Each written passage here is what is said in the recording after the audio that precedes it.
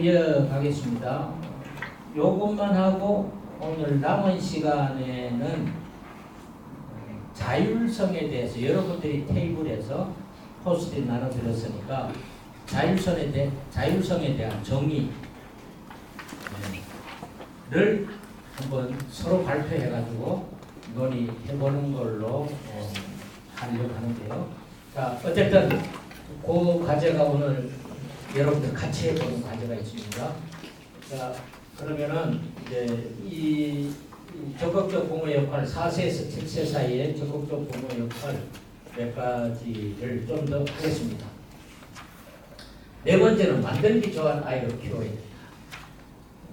인간은 OECD에서도 그렇게 이야기를 했습니다만 가장 중요한 게 만들기, 공작 활동, 작업 활동, 어떤 도구를 활용할 줄 아느냐. 이미 지금의 아이들은 이미 디지털 시대에 태어났습니다. 그러니까 디지털 도구를 사용하는 것이 아주 자유롭습니다. 예, 편합니다. 거기에 익숙할 수 있습니다. 그리고 쉽게 배울 수 있습니다. 우리 같은 세대와 틀리잖아요. 그래서 그런 인간은 어쨌든 도구를 어떻게 사용하는가에 따라서 나의 발전에 큰 도움을 준다. 이런 도구를 잘 사용할 줄 알아야 된다. 어떤 도구냐. 어쨌든 인간은 도구를 잘 활용한다. 그러니까 여러분들의 자녀들이 어떤 사람으로 성공하기를 원하느냐, 이때에 아이에게 어떤 도구를 가지게 해주느냐에 따라서 아이는 거기에 흥미를 가지고 거기에 관심을 높이다 보면은 자기가 잘하는 일에 대해서 그쪽으로 가게 할 수도 있습니다. 왜? 인간은 도구를 활용하는 본능이 있어요. 그래서 도구를 활용하는 것이 중요한데 그것을 진정한 도구를 나중에 사용하기 이전에 획득해야 되는 게 뭐냐면은 만들기다. 만들기를 좋아하는 아이로 키워야 된다. 어떤 아이들은 만들어 보라고 하면 잘 안 만들려고 그러죠. 종이 만들기 시작해서 만들어 보면 잘 안 만들기 좋아하는 게 없어요. 수학이나 과학에 대한 공작에 대한 의미를 안 가지고 있어서 거기에 대한 지능을 발달하지 않아서 그럼에도 불구하고 만들기를 좋아하는 인간의 진화는 만들기 좋아하는 아이로 만들기 좋아하는 모습으로 그런 사람이 인간이 진화됐습니다. 여러분 불을 사용했죠. 인간이 최초의 불 사용이 1차 혁명이에요. 혁명입니다. 그 다음에 전기를 사용하는 거 2차 혁명. 3차 혁명은요. 인터넷, 정보를 사용하는 거예요. 이렇게 진화했습니다. 그러니까 인간 세상을 진화시키는 사람은 누구냐? 도구를 사용할 줄 아는 사람. 그래서 어릴 때 4세에서 7세에 만들기를 하면은 무슨 힘이 생길까요? 생각하는. 자, 제가 사실 이 생각하는 힘을 발달시키기 위해서 필요한 강의를 몇 시간도 해드리고 싶은데 여러분들이 고민하셔야 돼요. 이때에 생각하는 힘을 키워야 된다. 잊지 마십시오. 자존감이 높은 사람은 생각함에 대한 자유함도 가집니다. 그래서 이때 형성해야 될 것이 적극적으로 부모가 역할을 해줘야 될 것이 생각하는 힘. 뭘 통해서요? 우선은 독서를 통해서. 두 번째는 만들기를 통해서요. 자, 대신에 잘 보십시오. 정리한다 주시고요.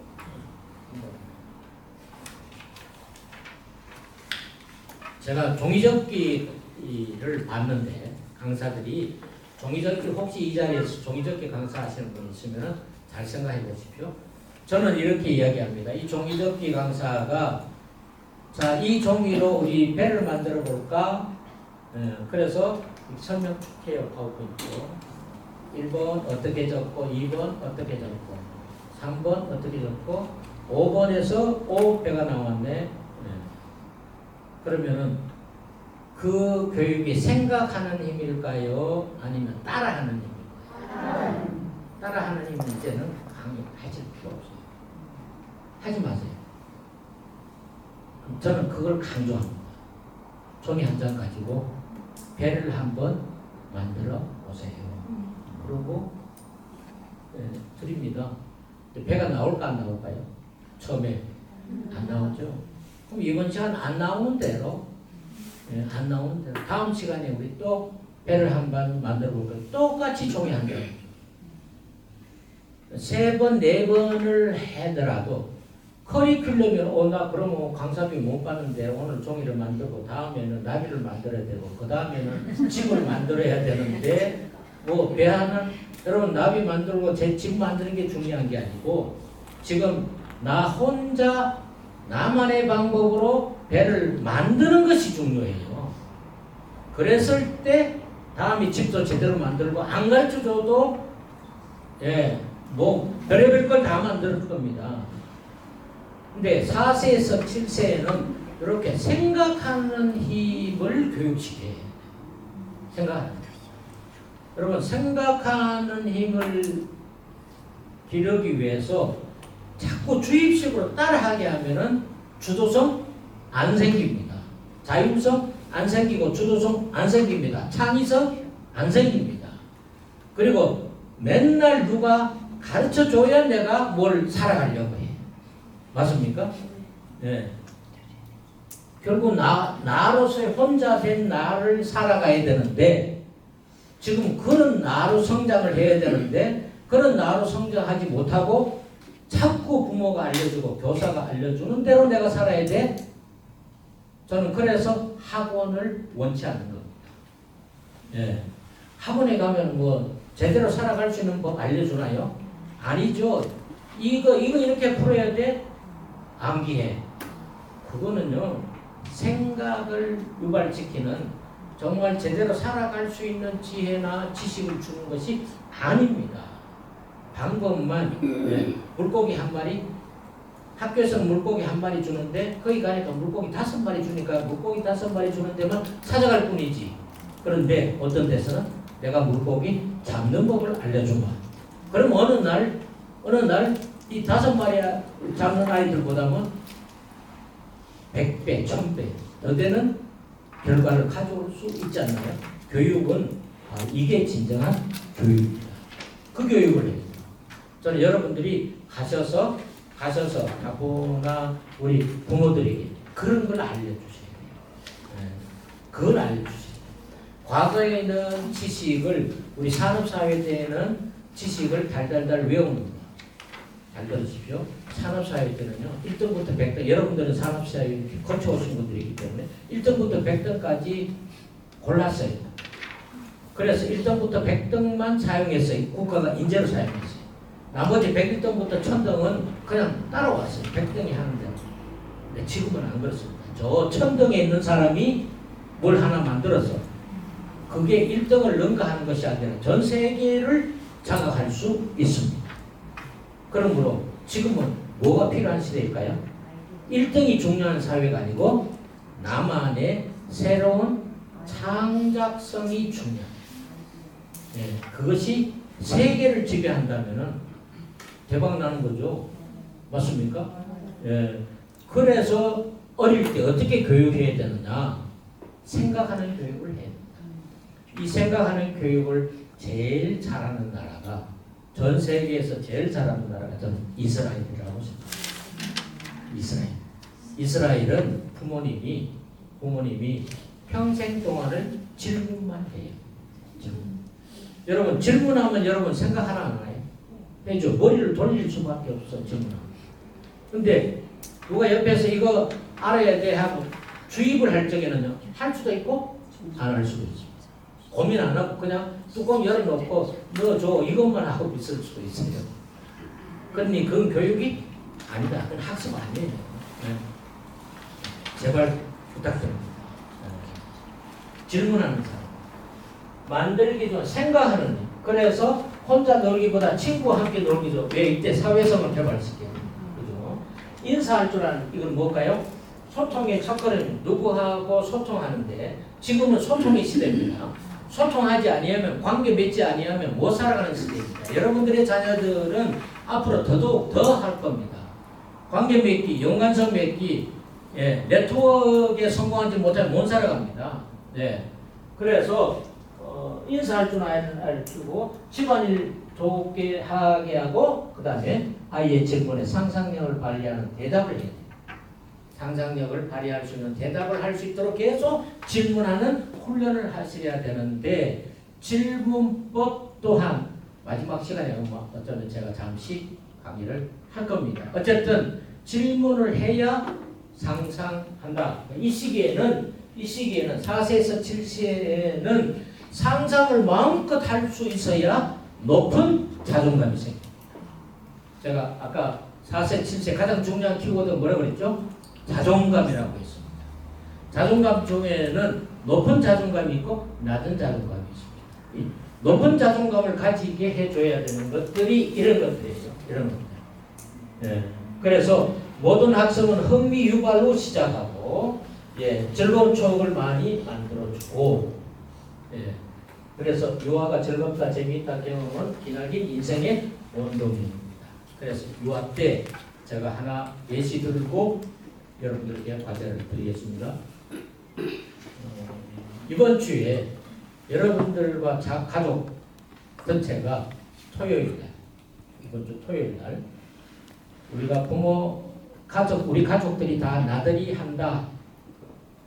이 나들이는 그동안 엄마 아빠가 인도를 했지만은 이번에 나들이는 기획자, 진행자, 평가자 바로 너다.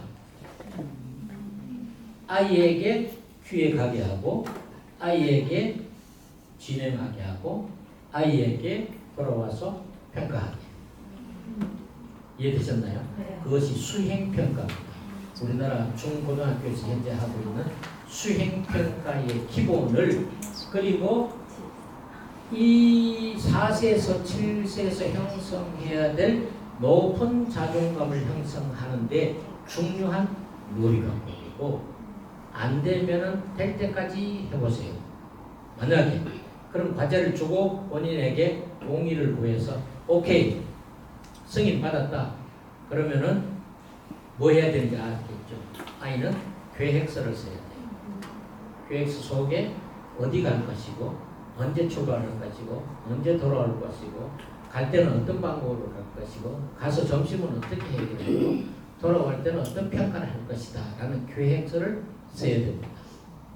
이 계획이 생각하는 힘으로 바꿉니다.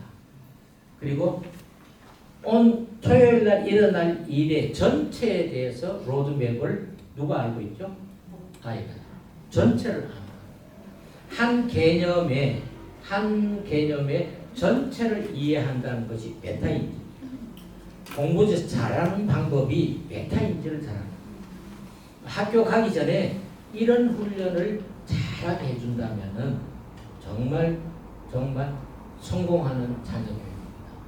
제가 청소년들과 함께 할 적에 오래됐습니다. 오래됐는데 청소년 아이들, 중학생들이 부모하고 소통을 안 하고 했다 해서 2박 3일 철도여행, 아빠와 함께 철도여행. 그래서 강원도 정선을, 서울에서 정선을 철도로 갔다가 철도로 돌아오고요. 거기서 2박 3일을 아빠와 함께 자녀가 함께 대화하는 시간을 나누게 했거든요. 놀라운 일들이 아빠가 다 눈물 흘리고요. 내 아이가 그런 말을 할 줄 몰랐고 내 아이하고 제일 이야기를 많이 평생 지금까지 살아오는 동안 제일 많이 이야기해봤거든요. 그래서 놀라운 변화, 다 놀라운 변화가 일어났습니다. 네. 무슨 이야기냐? 유아기 때 이런 경험을 해보지 못한 거예요. 네. 우리 대부분의 가정들이 이런 훈련을 안 해봤습니다. 해봐야 돼요, 사실. 해봐야 되는데 한번 해보시고 만약에 이번 토요일날 그렇게 해보시고 다음 주 월요일날 여기서 경험담을 누가 발표하실지 제가 한번 보겠습니다. 해보세요. 여러분들의 자녀가 대학생이든 고등학생이든 중학생이든 초등학생이든 4세든 관계없습니다. 해보시고 기획서를 만들어 달라. 나는 글자 잘 모르는데 엄마 어떻게? 그러면은 대충 이야기를 해봐. 그리고 엄마가 적고 그리고 그날 아이한테 맡겨보죠. 근데 출발을 했어요. 차는 아빠 차로 갈 거야? 예, 가요? 어딘지를 몰라? 그럼 어디 가는 건데 모르잖아요. 다시 돌아오세요. 가다가 돌아오세요. 더 이상 나가지 말고 다음 주에는 네가 제대로 준비해서 가보자. 네. 여러분 거기서 그래 아빠가 할게 엄마가 할게 그러는 순간 주도성은 떨어지고 아이는 실패에 대한 열등의식으로 떨어질 수 있습니다. 그렇게 하시면 안 됩니다. 그래서 하는데 본인이 할 수 있는 데까지 그때까지 여기까지만 해도 잘했다. 박수 쳐주고 미안하지만은 돌아오십시오. 그리고 가는 데까지 가십시오. 연령에 따라 다를 겁니다. 또 여러분들의 자녀의 특성에 따라 다를 겁니다. 쉽지는 않을 겁니다. 왜? 그렇게 여러분들이 배우신 적도 없고 훈련하신 적도 없기 때문입니다. 그러나 그럼에도 불구하고 제가 말씀드린 대로 해보십시오. 가능합니다. 가능할 수 있도록 만들 때 여러분들의 자녀들이 대견스러울 거고요. 거기서 자신감을 갖는 앞으로의 어떠한 실패와 어려움과 불안함과 두려움에도 어떠니 이겨낼 수 있는 회복 탄력성이 만들어집니다. 자율성, 주도성 다 확보됩니다. 상당히 좋은 놀이거든요. 가족놀이 통해서 가족 간의 두터운 정도 생기고요. 거기서 든든한 내 아이로 미래 아이로 자랄 수 있다는 거 명심하시고요. 4세에서 7세 그런 적극적 부모 역할을 해야 된다는 것 말씀드리면서 이때 획득해야 되는 것이 뭐라고요? 자율성이다. 자존감이다. 자율성과 자존감은 함께 따라갑니다. 함께 따라가는데 그 자존감과 다른 특성을 대변해서 시기에 신뢰성 회복되는 한달 뭐라고요? 자율성 획득이다라고 했죠. 그렇다면은 지금 이 시간 여러분들이 핸드폰을 사용하시든 뭘 사용하시든 자율성이 무엇인가, 자율성의 정의 그리고 자율성을 획득하려면 어떻게 해야 되는가까지가 가능한지 모르겠는데요. 15분 시간 드리겠습니다. 15분. 자율성의 정의와 자율성 획득을 위한 원래 획득을 위한 자율성의 구성 요소가 한 5가지 있어요. 5가지 있는데 그 5가지 구성 요소를 획득할 수 있는 방법은 어떤가에 대해서는 다 찾으시기 힘들 거고 자율성 개념과 획득 요소까지만 찾겠습니다. 그리고 다음 시간에 우리가 구체적으로 좀 논의를 해보겠는데요. 같이 논의를 하셔가지고 각각 적으시고 한 사람으로 한 분이 테이블에서 모으셔가지고 자율성의 정의와 그 다음에 구성요소 획득해서 각소에서 발표를 해보도록 하겠습니다. 이해되셨죠? 네. 감사합니다. 준비하십시오.